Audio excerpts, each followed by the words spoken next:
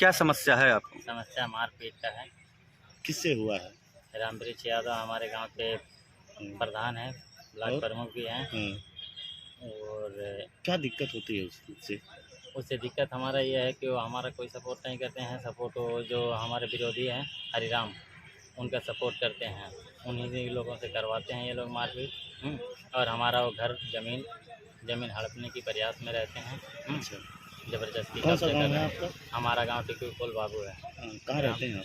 मैं टिकुई पुल बाबू में रहता था, इस टाइम बस्ती में हूँ अपने 14 परिवार को लेकर।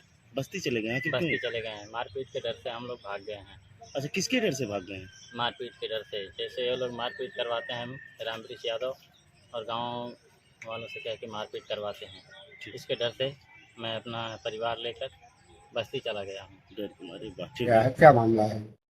जो शिकायत किए हैं अमरनाथ राजभर की, उनका परिवार यहाँ से पलायन कर गया है, वह गलत सूचना जो है सो भाजपा के नेताओं को दिए हैं। उन्हीं के गलत सूचना के आधार पर गलत बयानबाजी लोग कर रहे हैं, क्योंकि यहाँ गांव में किसी से वैमनस्यता नहीं। उनका आपसी जो है पड़ोसी से झगड़ा था, उसी पड़ोसी से झगड़े में पड़ोसी के लड़की को उठा के लेकर अपने घर के अंदर चले गए थे, लोग मारे पीटे थे। उसी मारपीट के चक्कर में वो डर के मारे यहाँ से भगे हुए हैं, क्योंकि उसकी लड़की को पकड़ के ले गए हैं मारे हैं। तो उनको दहशत है कि हो सकता है कि उनका पड़ोसी भी उनको मारे गाली दे।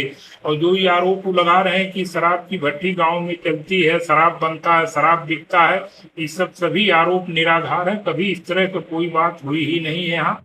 और यहाँ पर किसी के साथ कोई बदले की भावना से कोई काम किया ही नहीं जाता है। कि जिस तरह से उनका आरोप है वो सब निराधार और बेबुनियाद आरोप है। कहीं किसी तरह की कोई बात नहीं है। गांव में भी कोई जाके किसी से भी पूछ सकता है या बयान ले सकता है कि हमारा जो है लोगों के प्रति किस तरह का व्यवहार है। और जैसा वो कह रहे हैं कि प्रधानी इनके घर 40 साल 50 साल से है, जबरदस्ती लोग प्रधान, ऐसा कुछ नहीं है। जनता की सेवा करके प्रधान बने हैं। हमारे बाबा जी प्रधान थे तब जनता 70% उनके साथ थी। पिताजी प्रधान हुए उसके बाद जनता उनके साथ 80% थी। आज हम लोगों की सेवा की देन है कि जनता 98% हमारे साथ है। कहीं उसमें जरा भी नहीं है कि जनता की सेवा के बल पर बने हुए।